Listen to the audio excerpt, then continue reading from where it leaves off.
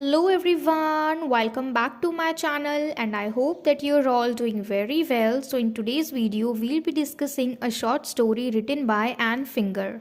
That is, Comrade Luxembourg and Comrade Gramsci pass each other at a congress of the Second International in Switzerland on the 10th of March 1912। इस video में हम इस short story को discuss करेंगे जो कि N finger ने लिखी है। और क्योंकि देखो एन फिंगर जो है she is a writer of creative non fiction and fiction, तो ये क्रिएटिव नॉन फिक्शन और फिक्शन की राइटर है, यानी ऐसी चीज़ जो फिक्शन है यानी जो रियल नहीं है, सिर्फ इमेजिन कर सकते हैं, और नॉन फिक्शन जो रियल भी है। ठीक है, तो ये इन चीज़ों की राइटर है।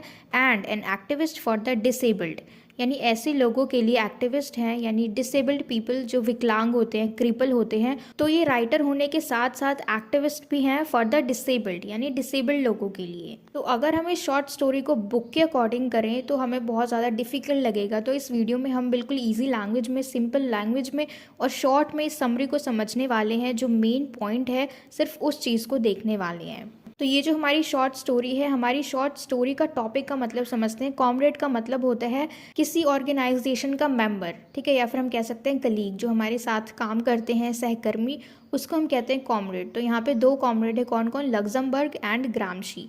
तो रोज़ा लग्जमबर्ग और एंटोनियो ग्रामशी ये दोनों हैं, और ये दोनों आपस में एक दूसरे से मिलते हैं। अब क्योंकि देखो जो एन फिंगर है ये डिसेबल्ड के लिए भी लिखती हैं, तो उन्होंने उनके ऊपर एक राइटिंग लिखी है। और ये रोज़ा लग्जमबर्ग और एंटोनियो ग्रामशी ये दोनों ही डिसेबल्ड हैं, और इन दोनों के बारे में ही इन्होंने इस पूरी शॉर्ट स्टोरी में लिखा है, जो कि एक फिक्शन है। ठीक है, यानी रियल नहीं है, सिर्फ इन्होंने फिक्शनल स्टोरी बनाई है। तो इस शॉर्ट स्टोरी में हम दो कैरेक्टर्स के बारे में पढ़ने वाले हैं। पहला है रोज़ा लग्जमबर्ग और दूसरा है एंटोनियो ग्रामशी। तो इन दोनों को हम पहले जान लेते हैं। और जो तीसरा है वो है एने फिंगर, जो कि राइटर हैं इस शॉर्ट स्टोरी की। तो सबसे पहले हम रोज़ा लग्जमबर्ग को जान लेते हैं। She was born in 1871 on March in Poland. तो इनका जन्म हुआ था 1817 को पोलैंड में। She was a popular anti war activist, a Marxist philosopher and a German revolutionary socialist. तो ये एक एंटी वार एक्टिविस्ट है, यानी जो लोग युद्ध का विरोध करते हैं, और मार्क्सिस्ट फिलोसोफर, मार्क्सिस्ट का मतलब होता है जो लोग इकोनॉमिकली और पॉलिटिकली किसी थ्योरी पे विश्वास करते हैं, और साथ ही एक जर्मन रिवॉल्यूशनरी सोशलिस्ट भी रही। At an early age the doctors misjudged his dislocated hip with tuberculosis, which led her to a confined to bed wearing a cast for a year। तो ट्यूबरक्यूलोसिस की वजह से, देखो ट्यूबरक्यूलोसिस जो होता है ये बैक्टीरियल इन्फेक्शन होता है, ठीक है, जो कि मेनली लंग्स पे अफेक्ट करता है, लेकिन साथ साथ ये किसी भी बॉडी पार्ट पे अफेक्ट कर सकता है। तो ट्यूबरक्यूलोसिस की वजह से इनको 1 साल तक बेड पे रहना पड़ा था, ये उठ के बाहर नहीं जा सकती थी। And she had a pronounced limp because her one leg was shorter than the other. और ये बात बिल्कुल क्लियर थी कि वो लिम्प है, यानी हम कहते हैं ना लंगड़े लोग जो ठीक से नहीं चल पाते, क्योंकि उनका एक पैर छोटा था उनके दूसरे पैर से। ठीक है, तो ये था रोज़ा लग्जमबर्ग के बारे में। अब हम चलते हैं एंटोनियो ग्रामशी पे। He was born in 1891 on January in Sardinia. इनका जन्म हुआ था 1891 में सादनिया में। ठीक है, ये एक आइलैंड है। And he was a Marxist philosopher, writer, linguist, journalist and politician. तो ये मार्क्सिस्ट फिलोसोफर रहे, राइटर, लिंग्विस्ट, यानी इनको फॉरेन लैंग्वेज भी आती थी, एक से ज़्यादा लैंग्वेज आना, और जर्नलिस्ट एंड पॉलिटिशियन। ठीक है, and he grew up to be a hunchback. और ये बड़े होकर कुबड़े बन गए, यानी जिनकी पीठ का जो ऊपरी हिस्सा होता है वो थोड़ा फैल जाता है, कुबड़ निकल जाना। ठीक है, तो इस तरीके से था इनका condition. And his family believed that his disability was because a servant dropped him. और उनकी फैमिली ऐसा मानती थी कि वो डिसेबल्ड है क्योंकि उनका जो एक सर्वेंट था उन्होंने शायद इनको गिरा दिया होगा, तो इसीलिए तब से ये डिसेबल्ड हो गए। However it was probably due to the tuberculosis of the bones, also referred as Pott's disease. और ये शायद ट्यूबरक्यूलोसिस की वजह से भी हो सकता है, और इसको साथ ही साथ क्या कहा जाता है? Pots disease. अभी तक हमने इन दोनों कॉमरेड्स के बारे में जान लिया है अच्छे से। ठीक है, और इन दोनों की बात क्यों कही जा रही है? क्योंकि जो एन फिंगर है उनका डिसेबल्ड के प्रति जो कॉन्सर्न है, जो चिंता है, वो अपने राइटिंग्स के थ्रू बताती हैं। लेकिन ये सिर्फ एक फिक्शन राइटिंग है, जो भी वो कहेंगी अभी, जो भी हम इस राइटिंग में देखने वाले हैं, क्योंकि इन्होंने इन दोनों को एक फ्रेम में करने की कोशिश की है। ठीक है, लेकिन ये एक फिक्शन राइटिंग है। तो अब हम इस पूरी शॉर्ट स्टोरी को स्टार्ट करते हैं। In the very beginning of the story Anne Finger clarifies that this is a piece of a fiction as it never happened. तो वो पहले ही क्लैरिफाई कर रही हैं, हमें अच्छे से क्लियर कर रही हैं कि ये सिर्फ it is a piece of fiction. ठीक है, ऐसा कुछ भी नहीं हुआ जो इस कहानी में हम सुनने वाले हैं। As we progress along the story, we come to know that Finger has very dexterously amalgamated fiction with reality. And finger जो है इनको अच्छे से एक्सपीरियंस है कि ये किसी भी फिक्शन को रियलिटी के साथ मर्ज कर देती हैं, जैसा कि हम आज इस शॉर्ट स्टोरी में देखने वाले हैं. She has woven her fictive story और piece of imagination alongside the real events which at times confuses us if it really happened. इन्होंने अपनी स्टोरी को इतनी अच्छी तरीके से लिखा है, इसमें हम कंफ्यूज हो जाएंगे, जो रीडर्स है वो कंफ्यूज हो जाएंगे कि क्या ऐसा हुआ भी था. ठीक है.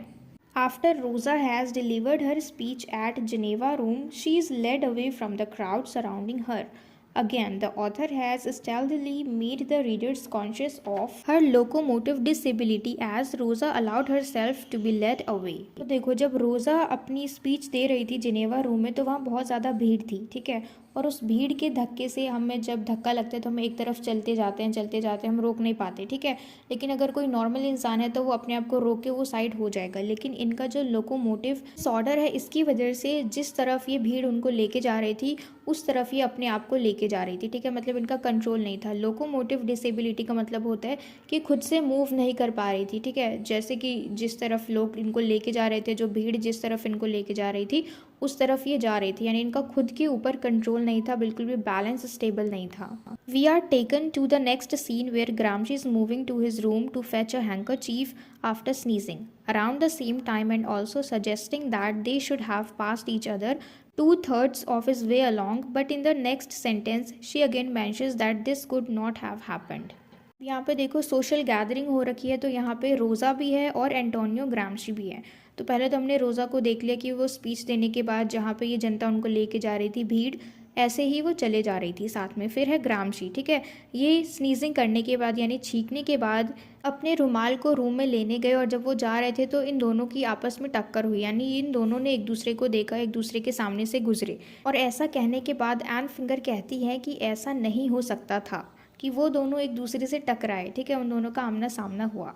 अब हम आगे चलते हैं. On March 10th 1912 at 2:52 p.m. Rosa is in her apartment in Berlin and Gramsci is in Turin, eating his first meal in 3 days, which hints towards the poverty-stricken condition of Gramsci as a student. 10 मार्च को 1912 में 2:52 p.m. के time में रोज़ा जो है वो अपने apartment में थी बर्लिन में. ठीक है. और ग्रामशी जो है वो ट्यूरिन में थे, जो कि इटली में एक सिटी है. और ये ग्रामशी जो है ये 3 दिन में अपना फर्स्ट मील खा रहे थे, जो कि हमें इनके पॉवर्टी के बारे में बताते हैं, इनकी जो कंडीशन है गरीबी की उसके बारे में बताते हैं. And then Finger presents another historical event when Luxembourg goes to dine with Karl Liebknecht and 12 other Judases. फिर वो हमें अगले हिस्टोरिकल इवेंट के बारे में बताती हैं जब रोज़ा लग्जमबर्ग जो है वो दोपहर के खाने के लिए जाती है कार्ल लीबकनेक्ट और 12 अदर जुडेसिस के साथ. And she states that both of them do not pass each other on her way to dinner. फिर वो कहती है कि डाइन के बाद जो रात का खाना डिनर, तब तक इन्होंने एक दूसरे को नहीं देखा, यानी जो लग्जमबर्ग है वो कार्ल से नहीं मिली रात तक. ठीक है. Anne Finger goes on to give details of the meeting and what happens to Luxemburg next. She is dumbstruck to know that her comrades are in favour of World War I and on her opposition. She is sent to jail. This paragraph vividly describes how she is shot in the head and thrown into the canal.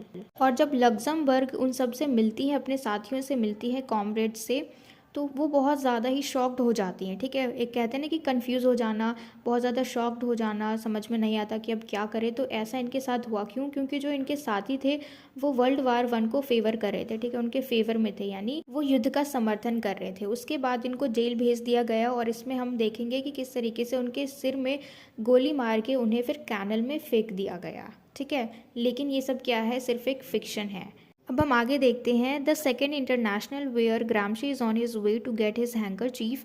She again jumps to another part where Gramsci meets a delegation of 4 men and women at the Petrograd train station. फिर वो कहती हैं कि जब वो handkerchief लेने जा रहे थे तब इन्होंने स्टेशन पे कुछ प्रतिनिधियों को देखा, जिनमें से 4 आदमी थे और एक औरत थी. कौन सा स्टेशन पे? पेट्रोग्राड ट्रेन स्टेशन पे. Finger shed some light on the disability aspect as the delegation look at Gramsci as if they are scanning him. He notices their gaze but tries to ignore. He makes his voice deep so that they do not notice his shrunken hunchback body and not judge him on the basis of his disability. he will pretend not to notice the few seconds lag after he announces himself in a voice he has made as deep as possible.